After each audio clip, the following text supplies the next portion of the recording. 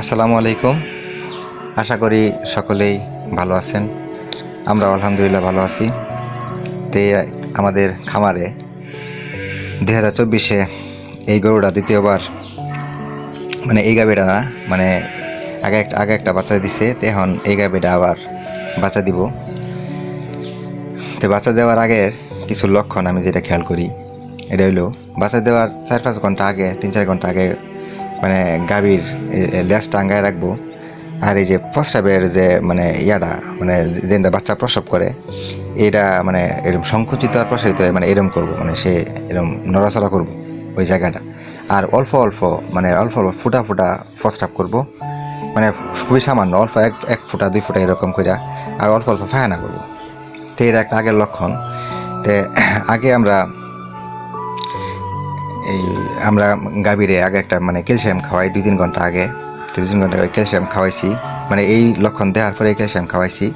Calcium খাওয়ানোর পরে মানে বুঝা পেয়েছি যে বাচ্চা সে মানে ব্যথা বাচ্চা দেবে, এই জন্য ক্যালসিয়ামটা খাওয়াই দিছি। তো যাই হোক, তো এই যে এখন বাচ্চাটা মানে আপনারা যেটা দেখলেন, এটা হলো মানে বাচ্চা হওয়ার প্রথম একটা লক্ষণ। মানে প্রথম লক্ষণ বলতে, বাচ্চা যখন আস্তে আস্তে বাইরে হবো, তখন মানে এই অংশটাই প্রথমে বাইরে, সব গরুর ক্ষেত্রেই এই অংশটাই প্রথম বাইরে। তখন ওটা হলো মানে মোবাইলে ভিডিও করছিলাম, আর এটা হলো সিসিটিভি ক্যামেরার। তখন এই যে গরুটা শুইছে, মানে শোয়ার পরে সে মানে পেশা জিততেছে, নিজে নিজে পেশা জিততেছে। তা আমরা সাধারণত মানে বিশেষ করে আমি গরুর মানে বাচ্চা মানে গরু বাচ্চা দেওয়ার সময় অনেকে দেখছি কি, মানে আমি অনেকে ভিডিও মানে দেখছি যে অনেকে করে হাত দিয়ে টান দেয়। আর হইলো অনেকেই দেখছি আবার ভিতরে দড়ি বান্ধা, মানে বাছুরের পায়ের মধ্যে দড়ি বান্ধা জোরে টান দেয়। তে এতে হয়তো বা মানে জানি না আমি আসলে এটা কি সঠিক কিনা জানি না, তবে আমি যেটা মনে করি, এতে মনে হয় যে বাছুরের অনেক কষ্ট হয়, প্লাস গরুর তো কষ্ট হয়। তো ওই যে এটা বাইরে আইসেতে আমরা দেখার পরে ভিতরে মানে আমি নানা ডাকে আনছি, ডেকে আনার পরে যে গোবরটা নানা করে, যে গোবরটা পরিষ্কার করে দিই, গোবর পরিষ্কার করে দিলাম। নানা বলতে এরা হাতের আব্বা নানা কইলো যে যা জায়গাতে এই যে মানে এরম করলে তে গরু মানে হুততো না, না হুতলে এটা মানে বাচ্চাটা প্রসব করতো না, দেরি হইব আর কি।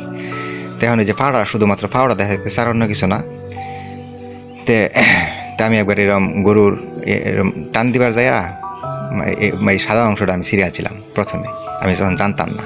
সাদা অংশটা ছিঁড়ানোর পরে টান দিয়ে আর বাইরে হওয়ার পাই না, অনেক টানাটা 3-4 জনে টানাটানি এটা পরে বাইর করছি। তখন আমার এই দাদা মারা গেছে, হ্যাঁ কইছে যে এটা কোনো সময় সিরিজ না, এটা ছিঁড়লে দ্রুত মানে বাচ্চার ভিতরে বড় হয়ে যেতে হয়, আর মানে দম বন্ধ হয়ে যাওয়ার একটা, এটার ভিতরে যতক্ষণ থাকবো এই সাদা অংশটা, মানে এটা একটা জরায়ুর পর্দা, এই সাদা অংশটার ভিতরে যতক্ষণ থাকবো ততক্ষণ বাচ্চা কিচ্ছু হইতো না।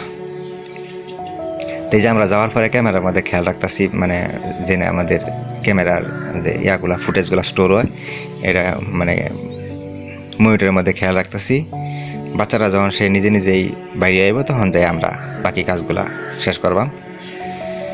তো একটা জিনিস খেয়াল রাখবেন, না মনে করে এইচকিউ দিলাম যে বাচ্চা টান দিন না, যে একটা জিনিস খেয়াল রাখবেন, এই যে সাদা পর্দারা যতক্ষণ এভাবে থাকবো ততক্ষণ বাচ্চার কোনো সমস্যা নেই। কিন্তু এই যে দেখেন, হ্যাঁ কিন্তু মুখ দিয়ে এটা মানে যা কি জানি করবার চেষ্টা করছে জানি না, এটা যদি হ্যাঁ মুখ দিয়ে সিরিয়াল আলতো, তখন কিন্তু বাচ্চা টান্দা বাইরে লাগতো, তখন কিন্তু রিক্স। যতক্ষণ পর্যন্ত এই পর্দার ভিত্তি আছে, এই পর্দারা এভাবে পানির মতো থাকবো, অতক্ষণ আল্লাহর রহমতে কোনো সমস্যা নেই।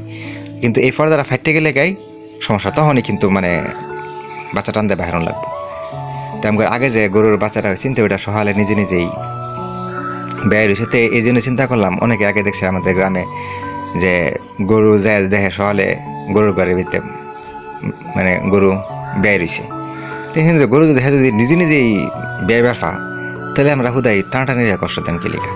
তা আমরা যেটা খেয়াল রাখতেছি, খেয়াল রাখুন লাগবো যে ওই যে সাদা পর্দারা যদি দেওয়া হয়ে যায়, তাহলে কিন্তু সমস্যা। তো এখন কিন্তু এই যে হ্যাঁ মানে শুয়ে নিজে নিজে এই যে দেখেন মানে পাও দেখা যেতেছে। এখন আস্তে আস্তে মাথারাও, আল্লাহ, এই যে মাথাটাও কিন্তু বাইরে আইছে, এখন আস্তে আস্তে সম্পূর্ণটাই বাইরে আইব। এই যে প্রায় পিঠ পর্যন্ত বাইরে আইছে। আচ্ছা, আলহামদুলিল্লাহ। তো এখন এই যে এই পর্যন্ত যখন বাইরে এসে, তখন আমরা দৌড় দিছি, এই যে সম্পূর্ণ একটা কোমর পর্যন্ত বাইরে এসে। তো আলহামদুলিল্লাহ, সব কিছু বাছুরও সুস্থ। তে এই যে আমরা বাকি কাজটা এখন শেষ করবাম। তে এই বাছুরটা হইলো যে মানে বিষটা দিছে, এটা সিমেন্টটা হইলো শাহিওয়ালের সিমেন্ট। এই বাছুরের বাপের নাম হইলো স্কলার, ভারতের একটা বুল। সেই বুলের ছবি আপনারা মানে আমি দিছি, আপনারা দেখতে পাবেন। তো কিছুক্ষণের মধ্যে এই যে বাছুর খারাইয়া মানে এখন দুধ খাওয়া শুরু করবো। আলহামদুলিল্লাহ। এই যে দেখেন মানে বেশিক্ষণ সময় লাগছে না, আধা ঘন্টার মধ্যে গরু শুইছে, বাচ্চা হয়েছে, বাচ্চা হওয়ার পরে খারাইয়া সে দুধ খাওয়া শুরু করছে। তা আলহামদুলিল্লাহ একটা ষাঁড় বাচ্চা, এটা বীজ যখন শাহাবুদ্দি ভাই যখন আমাদের ডাক্তার শাহাবুদ্দি ভাই যখন বীজ দিছে, বীজ দেওয়ার পরে কইছে যে আল্লাহ একটা ষাঁড় বাচ্চা দিও। তা আল্লাহর আমাদের ষাঁড় বাচ্চা হয়েছে। তো এই যে এলো পুরা মানে শাহিওয়ালের পেডিগ্রি, মানে এই ইয়ার বাপের নাম হলো স্কলার, ভারতের একটা বুল। যাই হোক আলহামদুলিল্লাহ, এই যে দুধ খাওয়া শুরু হয়েছে। তো অনেকদিন পর ভিডিও দিলাম, তার কারণ হইলো আমার হাতের মধ্যে সমস্যা হয়েছে। আমার গরুর খের কাটতে যাইয়া খের কাটা মেশিন আমার বাইরে লেগে আমার ডান হাতের একটা আঙ্গুল মানে ফাইটে গেছি।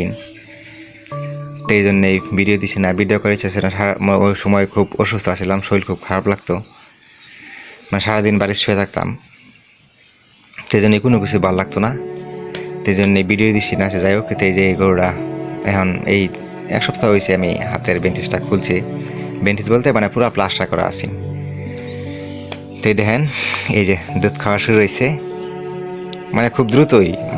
বাচ্চাও খুব সুস্থ সবল, নিজে বাচ্চা মানে গরুটা বাচ্চা প্রসব করছে, এর কষ্টটা সার্থক হয়েছে। দ্রুত খারিয়ে পড়ছে শরীর, কিন্তু এখনও পর্যন্ত এইভাবে তেমন শুকাইছে না, দ্রুত খারিয়ে পড়ছে। আমি দেখছি যে বাছুর খারিতে অনেক সময় লাগে, প্রায় আধা ঘন্টা 1 ঘন্টার উপরে সময় লাগে, কিন্তু এটা তাড়াতাড়ি দাঁড়ায় দুধ খাওয়া শুরু হয়েছে। যাই হোক আলহামদুলিল্লাহ, সব কিছু ভালো হয়েছে।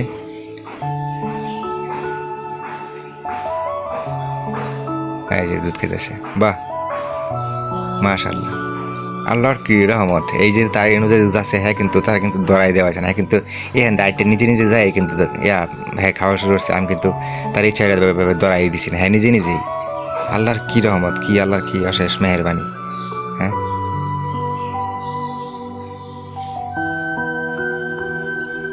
শুকর আলহামদুলিল্লাহ।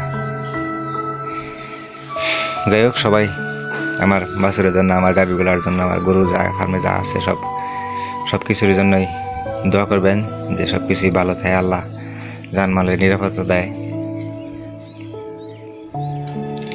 আজকে এই পর্যন্তই, সবাই ভালো থাকবেন। আসসালামু আলাইকুম।